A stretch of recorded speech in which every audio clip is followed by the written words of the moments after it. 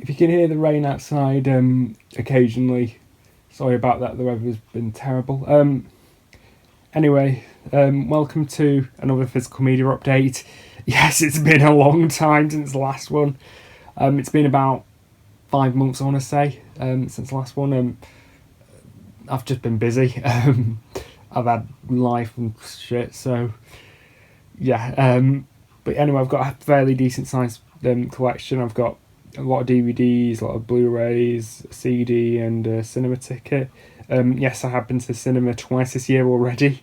I don't go to cinema that often, as you can probably tell.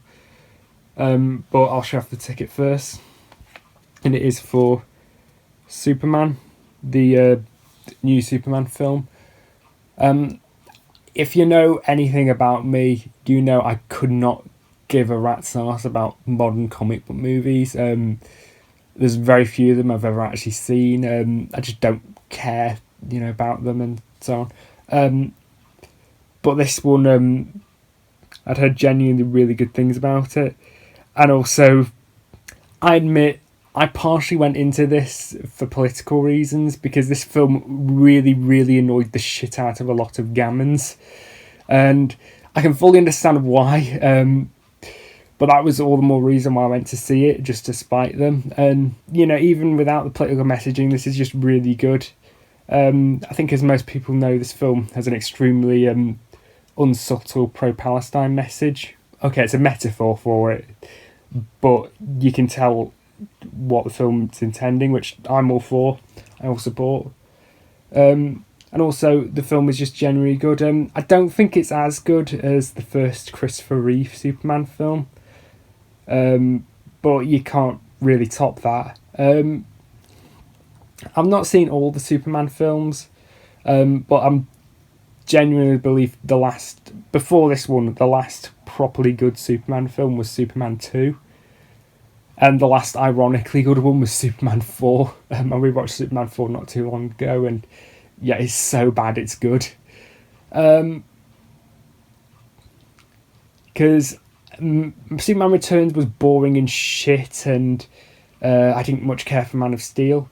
One thing about this film is, this actually does feel like a Superman film, because I don't like it when Superman's like a miserable bastard and, there's like moral ambiguity surrounding his character. I don't really like that in a Superman film, because that's not who Superman is. This really does feel like, this actually does feel a lot more light-hearted than, say, a lot of modern comic book movies do, which is one thing I really like. But it can still, have dark subject matter, as I've said, what it's about. But yeah, it's genuinely a really good film. And I especially liked Nicholas Holt's portrayal of Lex Luthor. He's not the same character as, say, Lex Luthor played by Gene Hackman, but it works, in the modern context, because he's basically Elon Musk, or in fact, he looks quite a bit like Ben Shapiro, actually. So yeah, it is genuinely a good film, and also, gammons, leave Crypto alone. Crypto's a good dog. Yeah, good film, definitely recommended from me. So, we've got a CD now, and it is a Spinal Tap. So black you can see my reflection. Hello, how are you? Yeah, this was the film tie-in album, except this came out years later. I don't know if this came out around the same time as the film. This is Spinal Tap came out. All black album cover, as you can obviously tell. Based on the Smell the Glove album. Not the first Smell the Glove cover, the second one where it's all black. And that, I'd have probably gone the whole hog and actually did like a proper, and not have the text and so on. I would have just had it completely black. Wouldn't even have bothered with the sticker. That would have been quite amusing. But yeah, great album. Absolutely love Spinal Tap. And there's a lot of great songs on here, which are really fun. Cups and Cakes is such a daft song, but I really enjoy. Sex Farm is hilarious. Stonehenge. That was my favourite bit from the film, when they've got the miniature Stonehenge on stage. Our biggest fear was our monument of Stonehenge was going to be crushed by a dwarf. That scene was really funny. As I said before, I don't know if this was released at the time. This was not released at the same. This particular issue was not released around the times the film came out. This reissue is from 2000. Yeah, but here's the disc.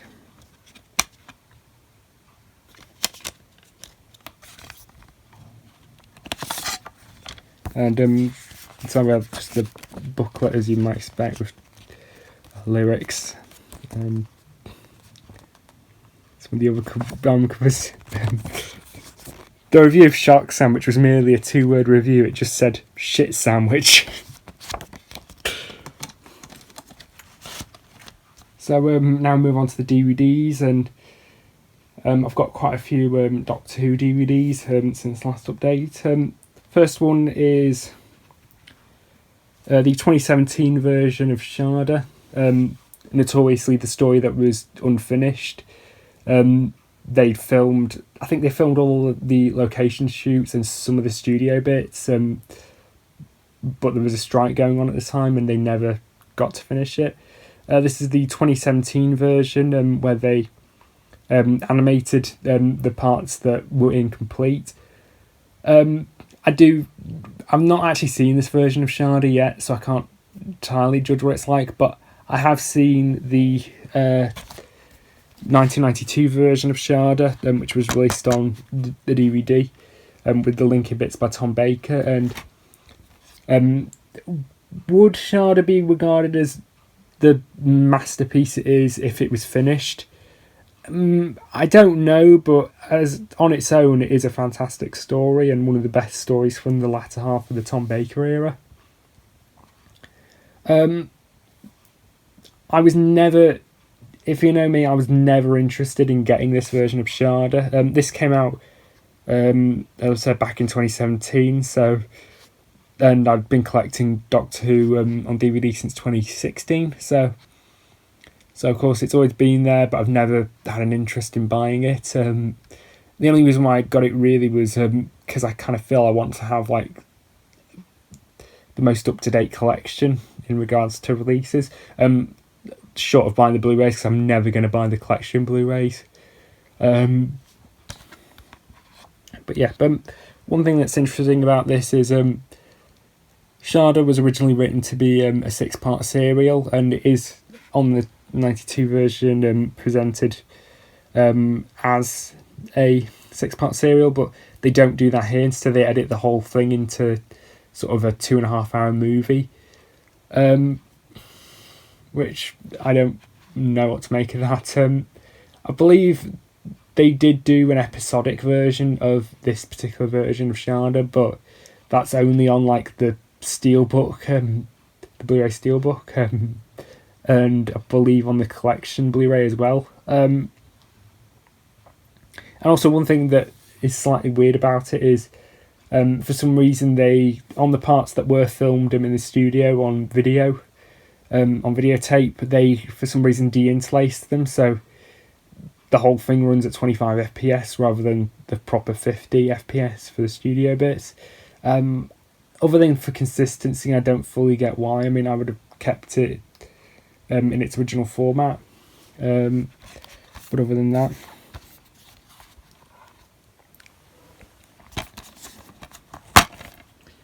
yeah, the discs. I bought this I bought this as new old stock on eBay. Got it. It was still in its shrink wrap, because it came in the proper silver case. I don't want the reissue with the clear case. And I've got plenty of silver cases, so I could have swapped it. But one thing about them is this is such a geeky thing. It's not even funny. The BBC used now use a different pressing plant.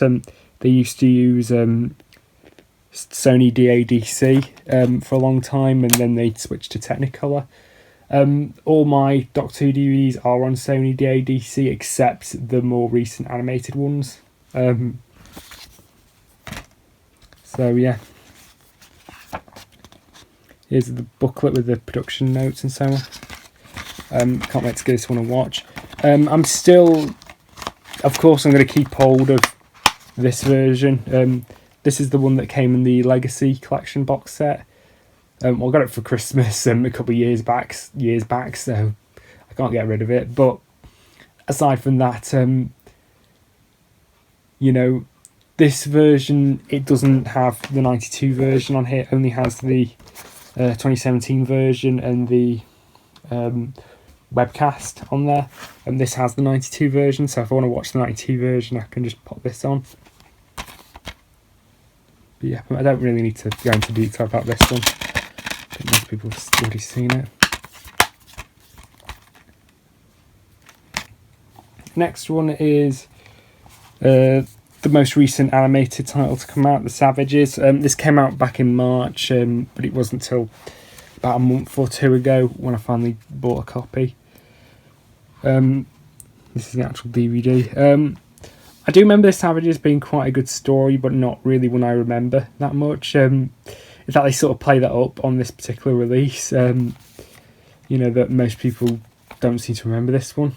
Yeah, I remember it being okay as a story. And I believe animation-wise, this one is one of the weaker efforts from the BBC in regards to the 2D animation. At least they didn't do the whole mocap shit they did with Celestial Toymaker, but really the character designs are off-putting. I mean, look at William Hartnell. What's wrong with your face? What's wrong with your face? What's wrong with your face? Yeah. Oh, God's sakes, man.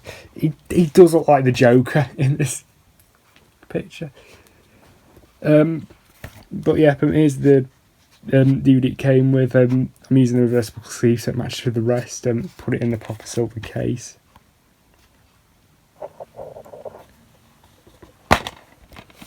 Here are the discs. Oddly, despite the fact this is a 4-part story, it actually comes on 3 discs. Because there's 2 hour-and-a-half documentaries on it, so they needed 3 discs. Normally 6-parters that got 3 discs and 4-parters got 2, so it's very strange.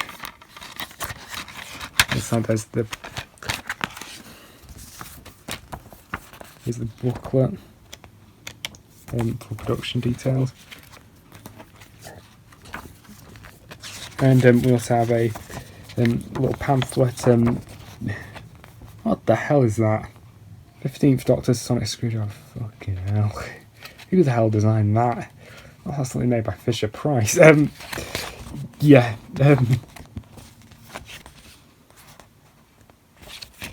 Yeah, that's very standard you get with this sort of stuff. And inside the slipcase, we just have my loose cannon reconstruction, which I've had for nearly 5 years now. This one, of course, is a much better cover, but that's not really saying much. I've shown this before, so I don't need to show it again.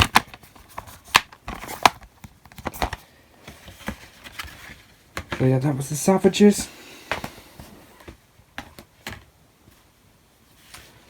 So those were 2 official Doctor Who releases. Now we move on to 2 unofficial Doctor Who releases.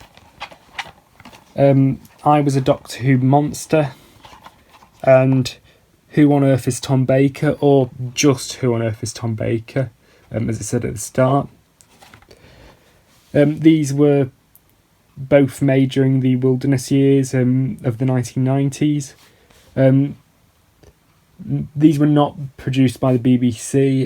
They were produced by a small independent company called Real Time Pictures, run by a guy called Keith Barnfather. And he mostly did a lot of sort of Doctor Who fan films of the period. Mostly ones about the Brigadier, surprisingly. And he also produced these 2 documentaries. Well, Who on Earth is Tom Baker is a semi-documentary.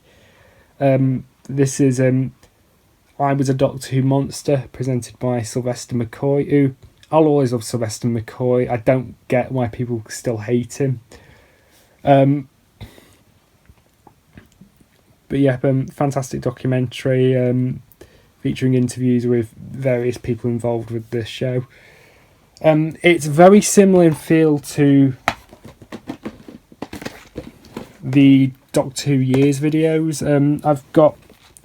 I bought down all Hartnell Years and That's What It Is. I've got all of them, by the way.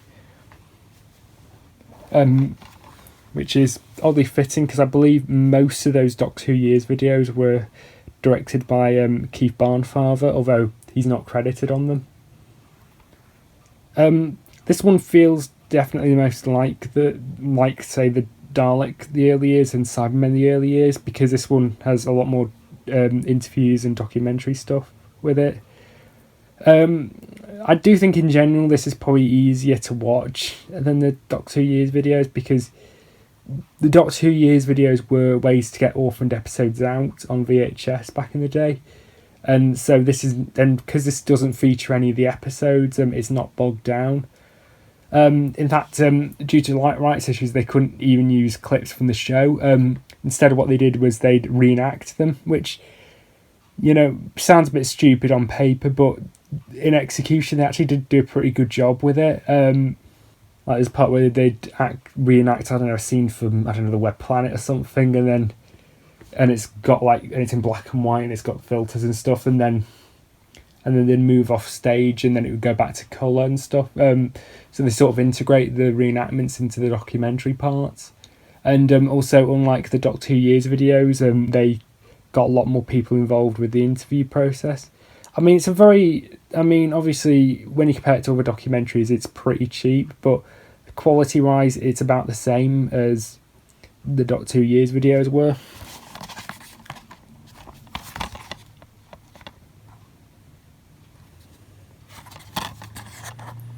Yep, these are available through Keith Barnfather's website, and I definitely would recommend buying through them. They're not like, they are clearly made on demand, because don't know if you definitely can't see this. The sleeve is printed on normal printer paper with normal printer ink, as is the disc, and in fact the disc is a DVD-R. I'm genuinely kind of amazed just how good the picture quality in this is. It was clearly authored from the original master tape, so the quality's really good. It's not like a VHS rip or anything.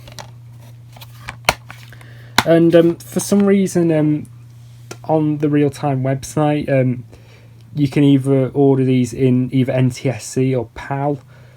These are the PAL versions, because obviously I live in the UK where we use the PAL system. And because these are British productions, it's more than likely these were originally made in PAL. I don't know why, because ever since the introduction of high definition stuff, PAL and NTSC is kind of redundant, because most modern TV, I think pretty much all modern TVs will support our dual region. So it's slightly odd. He gave you the option. I guess if you've got a really old TV, you'd probably notice the difference. But my TV, even though my TV is like a decade old, it works with ease. And then we have Who on Earth is Tom Baker? Very, very bizarre sort of pseudo documentary following Tom Baker, of course. It's very, very bizarre. It's sort of like Tom Baker interviewing himself in a way, and there's a lot of weird stuff with it. I mean, I can't really describe it. It's one of those things where you have to just see it to believe it. But it's very interesting and very, very enjoyable. Tom Baker, even though he's not my favourite Doctor, he's just an absolute character. I absolutely love Tom Baker. And, it would really be a sad day when Tom Baker finally kicks the bucket. I mean, he's still going strong. He's in his 90s now, bless him. But yeah, this is just way too bizarre. I believe this was actually directed by his wife. I don't know if they're still married or not. But genuinely fantastic. One of my favourite bits is sort of near the end, he's getting drunk on red wine and having like bread and cheese, and that's bizarrely amusing. And I can imagine if you were a fan of Doctor Who and you bought this on VHS back in the early 90s, you would have probably been somewhat disappointed, because there's only like a certain percentage of it where he actually talks about Doctor Who. For the first half, he mostly just talks about his Catholic upbringing, which is bizarre, but definitely very good.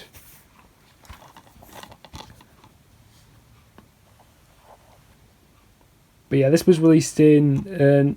This was originally released on VHS in 1991, whereas Doctor Who Monster was released in 96. I believe that was really Doctor Who Monster was released a few months before the TV movie aired. In fact, Sylvester McCoy sort of shamelessly promoted it and said, would this be Doctor Who's big return and so on, which of course the TV movie wasn't. The TV movie kind of flopped and disappeared.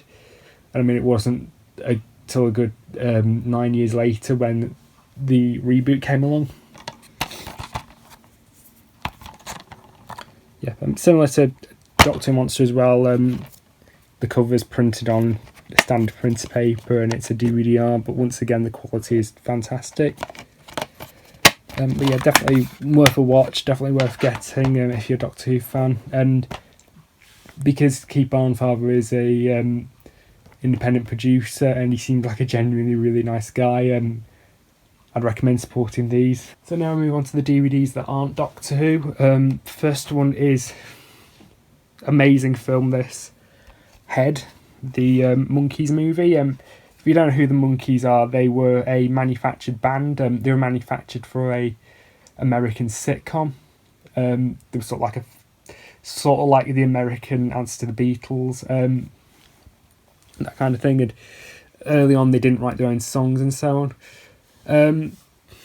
I have listened to quite a few of the Monkees songs. I've never watched an episode of the show, and I do quite like them actually. To be fair, I mean they're a bit stock, but for what is essentially a comedy band, they are pretty amusing, for what they are. This is their film version, which came out in 1968. I think this was after the TV show had ended. But yeah, this was sort of them trying to step away from them sort of manufactured image, because they were trying to step away from it at that time. And they created a very weird, sort of avant-garde, fucking off-the-wall movie. It's basically like A Hard Day's Night on acid, is pretty much the best way I can describe it. It bombed massively at the time because fans of the Monkees weren't going to get it because it's too weird, and people who are into weird art films aren't going to like it because it's the Monkees. But very, very enjoyable film, and I think it has developed a cult following over time. But yeah, this is the old DVD release from Warner Music. This one is out of print and it usually goes for quite a lot of money. I managed to get this new and sealed for I think £10, £10 or £15. I can't exactly remember, which was just a steal because it usually goes, even used copies go for far more than that. This was released on Blu-ray in America on the Criterion Collection as part of a box set with other films from the producer. So you got stuff like Easy Rider, 5 Easy Pieces and a few others. And those ones were re-released on their own and in Region 2. This one wasn't. This one on Blu-ray is only available either in that box set or I believe in America they released the complete series of the TV show on Blu-ray. But yeah, I mean, the DVD's not great. Newly remastered full frame format. It's not, I don't think it has been remastered, or if it has, it's very, very subtle because it's still a quite dirty print. But it's not unwatchable. But you can kind of tell it's a DVD from the early 2000s. Anyway, here's the disc. Another note about this one is, despite the fact this is a UK disc and was sold in the UK market, this one was actually encoded in NTSC. For some reason, it's not PAL, which is very odd. And inside we have an advert for other Warner music titles. Anything about DVD region coding in God knows how many other languages.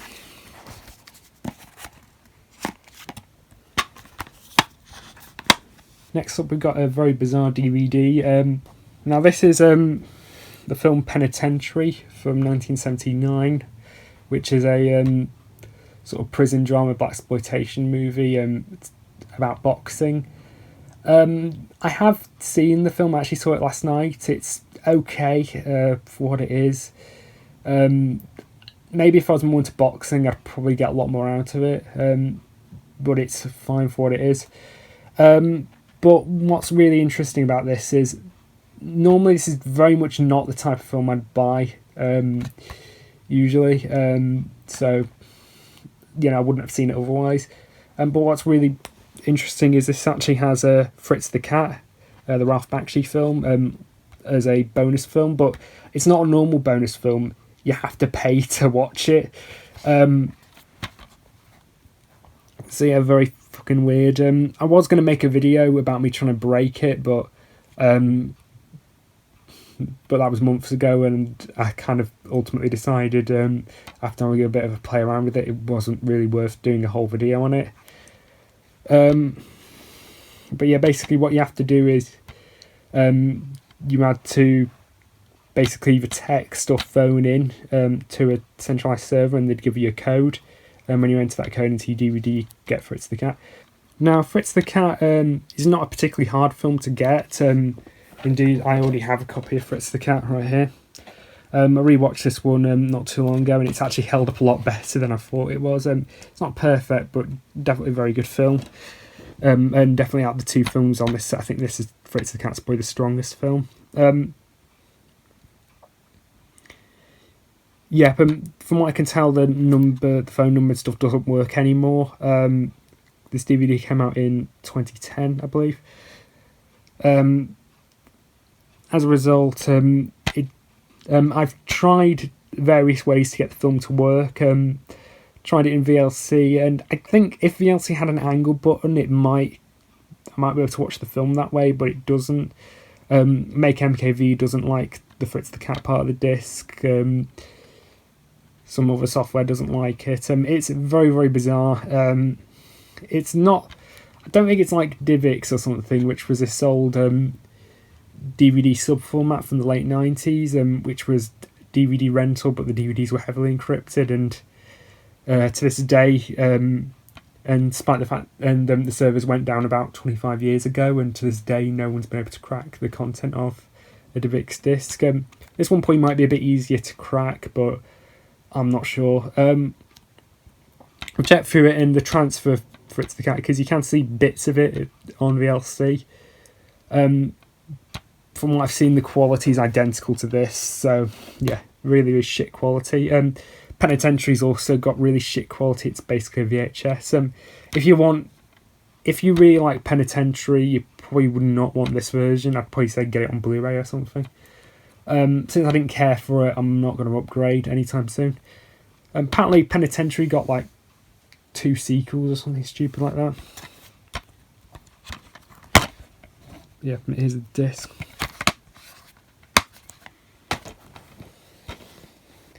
And the final DVD is a US import. Amazing film this. Penn and Teller Get Killed. I'm not that familiar with Penn and Teller outside of Desert Bus. Penn and Teller I don't think are that popular in the UK. In fact, this film actually never received a UK release, to my knowledge, other than like the odd airing on Sky Movies and so on. But this is an absolutely fantastic film, and I'm really intrigued to check out more of Penn and Teller's stuff. Absolutely hilarious, dark as hell. I mean, the movie's called Penn and Teller Get Killed, for God's sake, so of course it's going to be dark. This interesting fact was Arthur Penn's last film. It was his last theatrical film, rather. He did a few TV movies afterwards. Arthur Penn, the guy who directed Bonnie and Clyde and a few others. A very sort of different film for him. Quentin Tarantino cited this as an example of one of the worst of a terrible film of a terrible last film, but otherwise great director, and it turned out he didn't even like Arthur Penn, so that's kind of proof to me that Tarantino is a hack who shouldn't be taken seriously. But yeah, brilliant film. Penn and Teller are such a fantastic double act, with Penn being the motor mouth and Teller being the mute. Yeah, this is a Warner Archive DVD. This was released in 2009, so this is very early Warner Archive. You can tell by the fact it's got the blue bits and stuff, and the menus are generic and so on. Is the disc, and it comes on a DVD-R.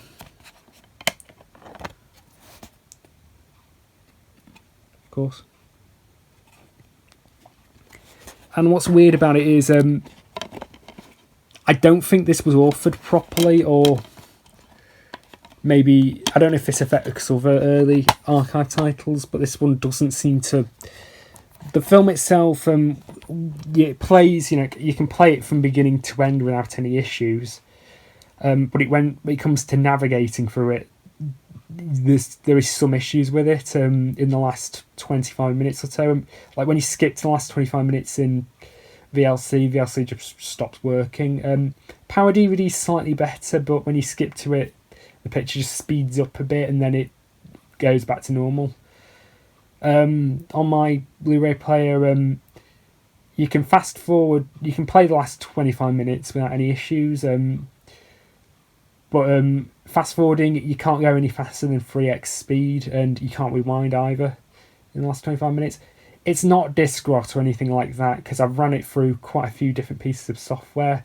I've run it through DVD Shrink and VSO Inspector, and they've not come up with any issues, so it's not disc rot or anything like that. And also, there's like a promo and stuff at the start for other Warner Archive titles, and that's near the edge of the disc where there would be rot, but that's not affected at all. It's only a film that's affected. So I did end up buying a second copy as a control copy, just to see if possibly that had the same issue, and it does the exact same issue. So I don't know, it's not unwatchable. Like if I want to watch the film again, I can watch it without any issues, but it's not great. I was able to rip it with DVD Decryptor, and the rip has the same issue, so it's clearly not a problem with the disc, it's just the way it was authored. I don't know if this is a problem with any other Warner Archive titles. The only other Warner Archive DVD I've got is Hey Good Looking, and that has no issues, but that was released like 4 years after this, so I really don't know. Still a fantastic film. In an odd way, I think this would pair perfectly with UHF, the Weird Al movie. Both came out the same year. Its main stars are, people who work in comedy but had never had film careers prior, and also like UHF, it bombed massively at the time but developed a cult following. I think UHF does have a bigger cult following because UHF is available in the UK. It's been released on DVD and Blu-ray and stuff, whereas Penn and Teller Get Killed, it's only had a DVD release in the US, and it's a burnt copy. It's not a proper press disc. It's not had a Blu-ray release to my knowledge or anything. But still definitely worth a watch. Right, so now we move on to the Blu-rays, and I've got the first two are an original and its remake. Cape Fear, the 1962 and 1991 versions. Took me a very, very long time to finally get around to watching Cape Fear. I'd seen like the Simpsons episode and someone that parodied it, and I love that. But I'd never seen any of the film versions, and now I've seen both versions. The original came out in the 60s and starred Robert Mitchum and Gregory Peck. Good film. I believe Alfred Hitchcock was originally going to direct this, but he turned it down for some reason. And so this really does feel like sort of like a wannabe Hitchcock kind of film. Based on a novel called The Executioners, with some liberties taken. Like, for example, the climax was moved to a different place. it's a good film, but very much a film of the 60s. I mean, I wouldn't necessarily call it hokey per se, but it's a lot tamer than, say, the remake was, and also not as morally ambiguous. Because that's one of the good things about one thing about the Cape Fear story is the main character is, even though he's the good guy, and he has, full, for the most part, pretty full justification for what he does. Especially when compared to Max Cady, the villain. I kind of feel like it's a bit too simplistic.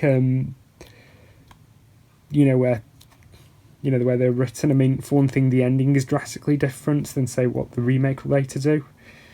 But it's still a good film, and I still think it's worth a watch. Shot in black and white and so on. Here's the disc. And then we have the remake, directed by Martin Scorsese, starring Robert De Niro. Fantastic film. Absolutely love the remake of Cape Fear. I guess I have a bit of a bias because I saw the remake first, and the Simpsons episode, a lot of the scenes are directly parodied from this version. But yeah, definitely fantastic film. Martin Scorsese film, not a lot of people talk about. People would talk about like Goodfellas and so on, or idiots who don't know a thing about Scorsese would go like, oh, he only directs mob movies, even though he only directed like 5 in his entire filmography. Still fantastic film. Robert De Niro gives a phenomenal performance. And this one actually genuinely did have me on the edge of my seat in a lot of scenes, which is definitely something very good for a thriller. Maybe a tiny bit too long, perhaps, but to be fair, though, that really didn't bother me when I was watching it. Here's the disc. This is the artwork that it came with. This is the reversible sleeve, which uses the original poster artwork. This is the 30th anniversary edition. There's also a non-30th anniversary edition, which I don't really know what's different between the two. And inside we have them. I won't bother unfolding this, but we have a poster. One side has the title and one side doesn't, similar to the one I've got with Jewel.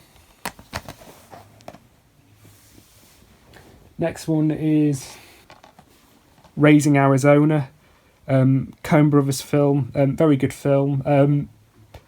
Very early Coen Brothers. I think this was their second film, and very different to, say, a lot of their latest stuff. Very sort of weird sort of comedy film about a couple who kidnap a baby. Very, very enjoyable film.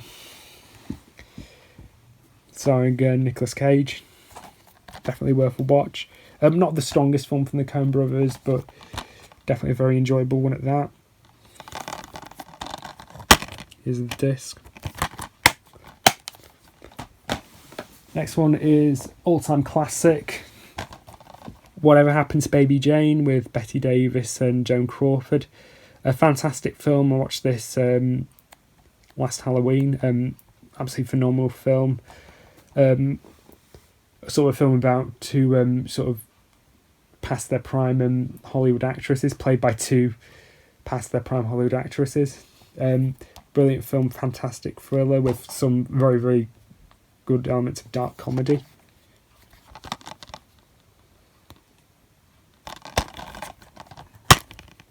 Here's a disc.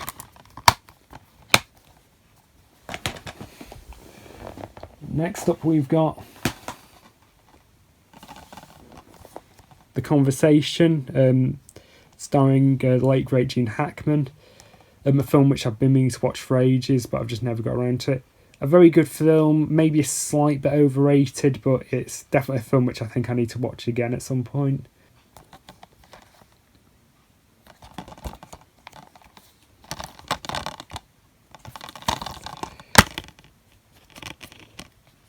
Here's the disc.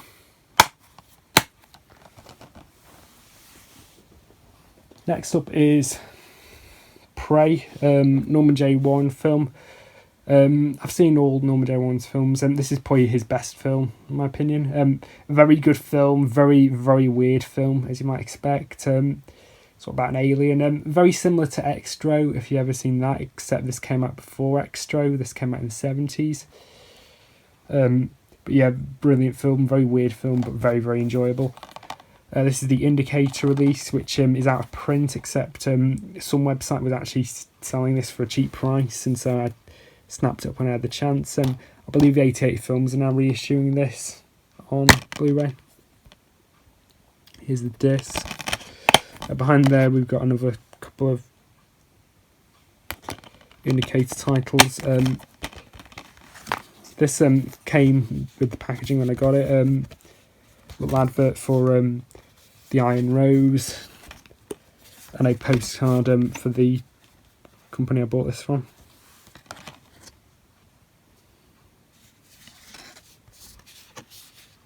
That's another Norman J. Warren film in Seminoid and Satan's Slave as well. Actually, I think most of these are Norman J. Warren's. I think was Terror Norman J. Warren? I can't remember. Oh yeah, it was. And Bloody New Year, that was another really good one as well.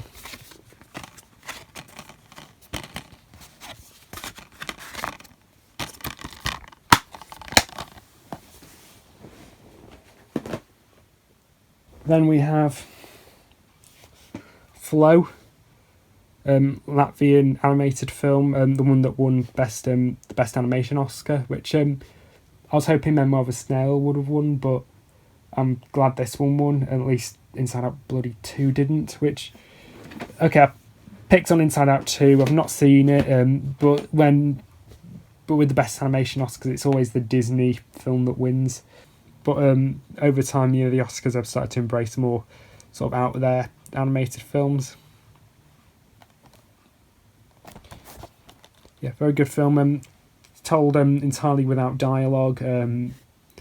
Animated entirely in Blender, which is a free-to-use animation program, which I've used a bit myself. Yeah, very, very good film. Here we have the disc with some reversible artwork. And for some reason, even though obviously it's a U-rated film, so it's obviously appropriate for children, so it's not really a kids' film per se. But they do have some like kiddie sort of crap in here.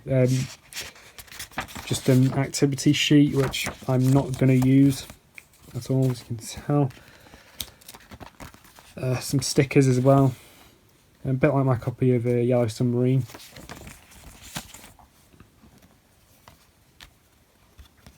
And a trading card of Secretary Bird, which... Do you get different ones with different Blu-rays or what? Yeah, very weird. There's the back of the spotlight.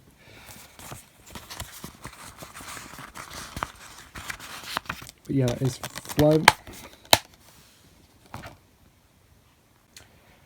Right, so then we've got The Hidden on the Premium Collection.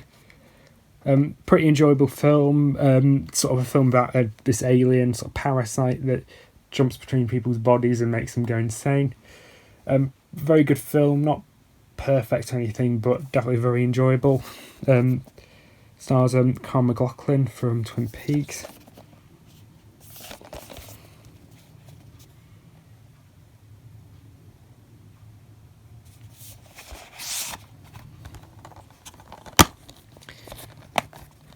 Here's the disc.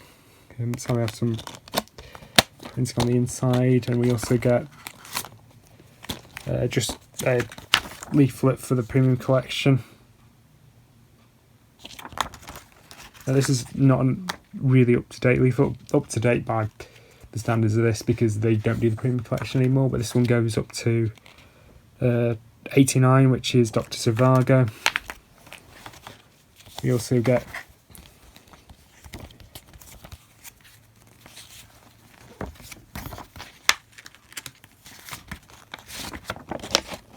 poster,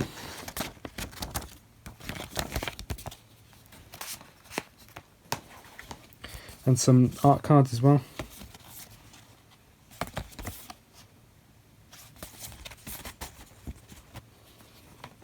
Next up is A Death Trap starring Michael Caine, Christopher Reeve and Diane Cannon.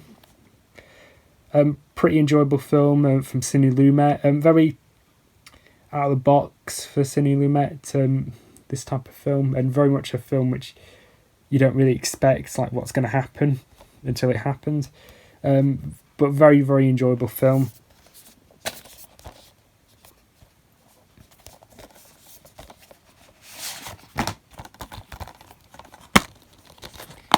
So we have this, there's Michael Caine.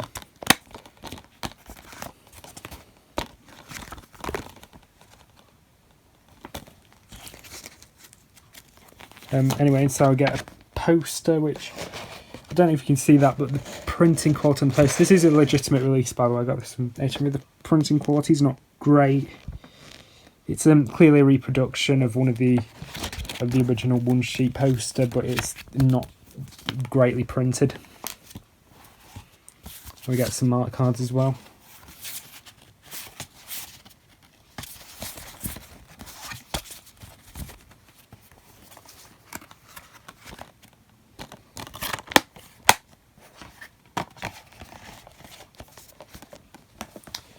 Now move on to a few Warner Archive Blu-rays. The first one is Dr. Jekyll and Mr. Hyde. This is the Frederick March version from 1931. There were two versions of this on the Warner Archive collection. There's the 31 version with Frederick March, and then there was the 1940s remake with Spencer Tracy. Out of the two versions, I've heard this is the strongest of the two. I might check out the Spencer Tracy version at some point. But yeah, pretty enjoyable film. Very much sort of in the mould of the Universal monster movies that were coming out around the same time. Sort of feels like it's trying to ape that. It's not as good as a lot of the Universal monster movies. I did read the novel of this a bit ago and it was a bit of a slog. I do think the film's better in that regard. And something else about this film is this came out in 1931, so this was pre-Hays Code, and you can really tell this film was pushing the limits as to what they could do, before the Hays Code was introduced. Because Mr. Hyde does some really fucking fucked up shit in this, and there is a lot of like sexual stuff in there. I mean, not as extreme, it's only a 12, but you know what I mean. Here's the disc. Came in an eco box, as you might expect, but I've swapped it for a proper one. Then we get onto a Warner Archive sort of quadruple set, I guess. Horror thrillers. This contains Innocent Blood, Wolfen, The Hunger, and Body Snatchers. Out of the four films in this set, Innocent Blood, Wolfen, and The Hunger were previously released on the premium collection. Body Snatchers, this is its first, this is its Blu-ray debut in the UK.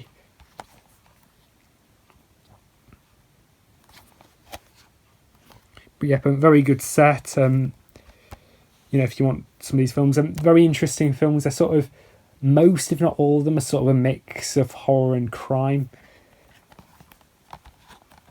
But yeah. Inside, first off we have Innocent Blood, directed by that guy who killed Vic Morrow and two children. So a bit dodgy there, but genuinely a really good film. Very underrated sort of vampire film with a sort of a horror meets a crime film with a very, very dark sense of humour. It's about a vampire chick going after mobsters, so it's kind of what you'd expect, really. Very good film, very enjoyable. This is probably my favourite film of the set. Wolfen, which is probably my least favourite film of the set. This was the one I'd heard quite a lot of things about, but I was at some point going to get the premium collection Blu-ray, but because I'd heard so many mixed things about it, I was going to put it off. Maybe, I don't know, have it as a rental or something. Unfortunately, I got it in this set. It's not really a very good film. In fact, if I'd seen it, if I'd bought it on its own, I would have probably been pissed off. It's not awful. It's sort of like it's the third werewolf film that came out in 1981. The other two being American Werewolf in London and The Howling. It's very different to those kind of films, sort of about mysticism and stuff. For the first half, really did drag right a bit, because it's more like a crime film when they're trying to think like, well, who's done all this killing, who's whatever, and it's hardly a twist, because it's fucking werewolves. Like the movie's called Wolfen, for Christ's sakes. So I mean, characters playing catch up in a film, it sometimes can work in like thrillers and stuff, but it doesn't really work like in this particular context. It just kind of drags a bit, like get to the point already. I much preferred the second half when it was about mysticism and sort of supernatural stuff surrounding it. I might get it if I watched it again, but I'm not sure. Next one is The Hunger, directed by Tony Scott. I believe this was his first film, actually. Very good film. Again, very bizarre sort of vampire type film starring David Bowie. It's very similar to it has a very similar feel to Altered States, if you've ever seen that, except it's nowhere near as good as Altered States. It's still a very good film. And then finally, Body Snatchers. This is the Abel Ferrara remake from 1993. I've seen the first three versions of Body Snatchers. Love the 50s version. I do like the Donald Sutherland version, but I really should watch it again. This is probably the weakest of the Body Snatchers films, but quite underrated actually. I really did enjoy this one. Very different sort of style to the story. Set on an army base, and the main character is a teenage girl rather than a middle-aged bloke, which is a very good change. I mean, I've heard the remake, that one with Nicole Kidman and Daniel Craig, was bloody awful. So I probably won't be checking that out, but Body Snatchers is not the type of film I'd probably buy on its own, but I've got it in this box set and I'm glad to have it. So yeah, that was horror thrillers. And then we get onto a big box, Blu-ray box set. And this is Lord of the Rings, the motion picture trilogy, extended editions. I'm not the biggest fan of Lord of the Rings. I must admit, it took me ages to get around to watching them. But because I've got like the Ralph Bakshi version, it was kind of inevitable at some point I was going to get the Jackson films. I've seen these before, they're all really good films. I preferred Peter Jackson's early sort of splatter films like Bad Taste, Brain Dead and so on. Definitely very good films. These are the extended editions, which these are not director's cuts, by the way. A lot of people confuse these for director's cuts. I believe these were actually made to coincide with the rise of the DVD market. These actually run for about an hour longer than the theatrical cuts. A lot of people say who've only ever seen the extended versions or tend to watch the extended versions, often say like when they go back to the theatrical cuts they feel more like work prints. Probably not going to check out the theatrical cuts at some point, but very good set. There's a sticker in there that's HMV exclusive. This is HMV exclusive set, and I don't know why.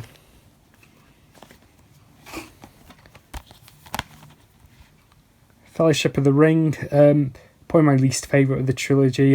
Definitely kind of drags a bit, like near the middle act, but still pretty good film.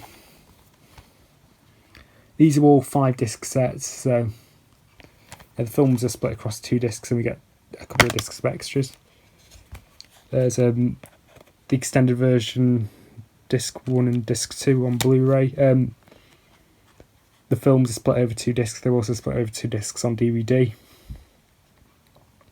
And then we get to the appendices, part 1, part 2, and the behind the scenes of Fellowship of the Ring. This I must come clean. These are not the original cases these came in. These are the original cases they came in, which were these horrible ones where all the discs were stacked, and it's not even a very good stacked case because the discs are very hard to get in and very hard to get out, especially ones near the bottom of the pile. So these are absolutely bollocks, and I don't know why companies do this. They do.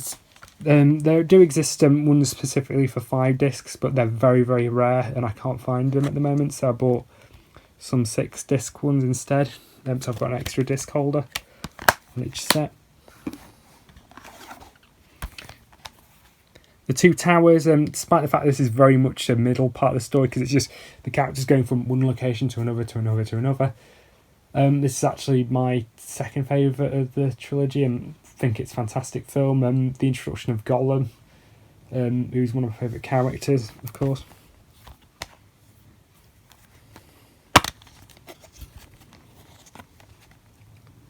There's the film across 2 discs, the appendices, part 3, part 4, and the making of. Those are DVDs, the films themselves are on Blu-ray.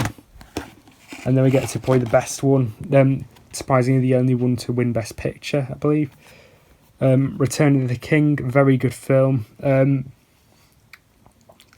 First time I'd ever actually seen any version of Return of the King, because I saw the Ralph Bakshi version first, and I think as most people know, the Bakshi film ends about midway through the Two Towers, so I never got to find out how the story ends until I finally watched the Jackson films. Very good film. Maybe they could have just stuck with one ending as opposed to the 5 billion endings they ultimately went with. Here are the discs. The film across 2 discs.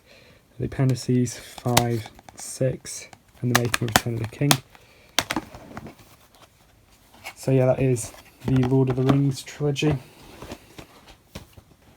The final 2 Blu-rays I've got are a couple of American imports. The first one is Pleasantville, starring Tobey Maguire. Really, really good film. This very interesting sort of concept for a movie about this kid who's obsessed with a old sitcom, who is sort of, him and his sister are basically sucked into the world of this sitcom and sort of turned the very conservative views of that world sort of upside down. Really, really good film with some really good messaging behind it. I imported the American Blu-ray. This does have a UK DVD, but it does not have a UK Blu-ray for some reason. And the reason why I got it on Blu-ray is normally I don't mind getting films on DVD. But the reason why I got this on Blu-ray is because of the amount of special effects and so on, especially sort of the transitioning between black and white and colour. It definitely feels like one of the films that would benefit being on Blu-ray. Here's the disc. It's region free, by the way, like all other Warner Brothers Blu-rays. And the final one is absolutely amazing film. One of my favourite discoveries from earlier this year, Death Row Game Show. I don't think I've ever laughed so hard at a film in ages. I watched this with a group of friends and we were pissing ourselves laughing pretty much throughout the whole thing. It's such a funny film. Came out in the 80s, was a massive bomb, but has developed a bit of a cult following. Only has a Blu-ray release in America. In this country, it never got beyond VHS. But yeah, about a guy who hosts this game show in the future where death row convicts go on there and they either do challenges where they can either win and be let off death row or die trying. The game show in this almost feels like the kind of thing you'd see in RoboCop, in TVs in RoboCop. But yeah, it's such a fucking dumb movie, but it's the best kind of dumb. It's the type of movie you could only really do in the 80s. Really, really phenomenal film, this. Released by Vinegar Syndrome. This is long out of print and goes for silly money. I spent a bit too much on this, mainly because eBay's save search function is crap, so I kept missing good deals. Yeah, thanks eBay. But I really wanted a copy, so I just imported one. This includes the 2015 director's cut, which I don't know what's different between that and the theatrical cut. I believe the runtime's about the same, give or take a minute. But yeah, this is region 3, like I think all Vinegar Syndrome releases are. And for some reason, I guess this is a more common thing on American Blu-rays. It's got like a clip thing that keeps the case shut. And no joke, it took me a good few seconds after I got this to figure out how the hell the case opens. Because I don't know why they do this. Because it's just like, what? Because I mean, the case shuts fine without it. So I don't get that. Anyway, here are the discs. So we have the Blu-ray. And behind there we have some reversible artwork. This is the artwork that was used on the original VHS. The main artwork is from the original poster, which I do prefer the artwork on the poster, but I think the VHS artwork is funnier. Based around a really, really funny scene from the film.